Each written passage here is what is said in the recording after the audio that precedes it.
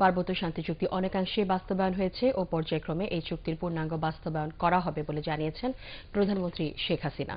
সচিবালয় থেকে বান্দরবানে ভিডিও কনফারেন্সের মাধ্যমে বিশ্ব স্বাস্থ্য দিবসের অনুষ্ঠান উদ্বোধন করে তিনি একথা জানান। তিনি বলেন, জনগণের দোরগোড়ায় স্বাস্থ্যসেবা পৌঁছে দেওয়ার প্রত্যয় নিয়েই সরকার কাজ করছে।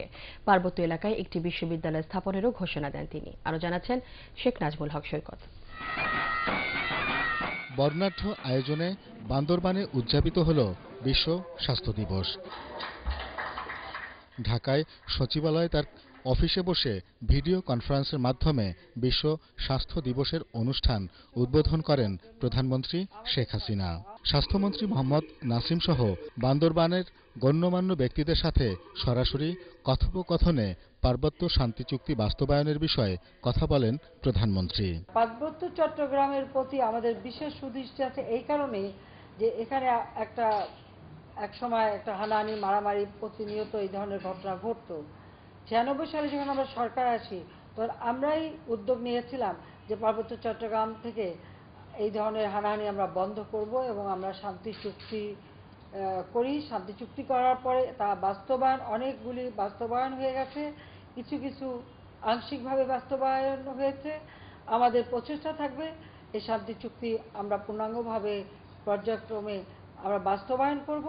শিক্ষা, স্বাস্থ্যসেবা সহ পার্বত্য অঞ্চলের মানুষের নানা সমস্যার কথা তুলে ধরে তা সমাধান করার আশ্বাস দেন প্রধানমন্ত্রী। পার্বত্য চট্টগ্রামের ক্ষেত্রে শিক্ষা, স্বাস্থ্য বিভিন্ন ক্ষেত্রে আমরা কিন্তু বিশেষভাবে প্রকল্প নিয়ে থাকি। ওই এলাকার মানুষ যেন ভালোভাবে চিকিৎসা পায় আমরা সে ব্যবস্থা নিচ্ছি। তাছাড়া রাস্তাঘাট, পুল, ব্রিজও ব্যাপকভাবে আমরা করে দিচ্ছি।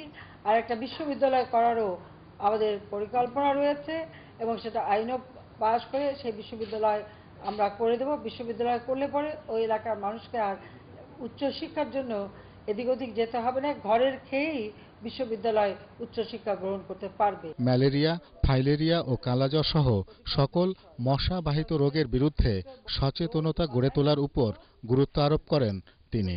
বিশেষ গুরুত্ব দিয়ে পার্বত্য চট্টগ্রামের সার্বিক উন্নয়ন করা হচ্ছে বলেও জানান প্রধানমন্ত্রী শেখ হাসিনা।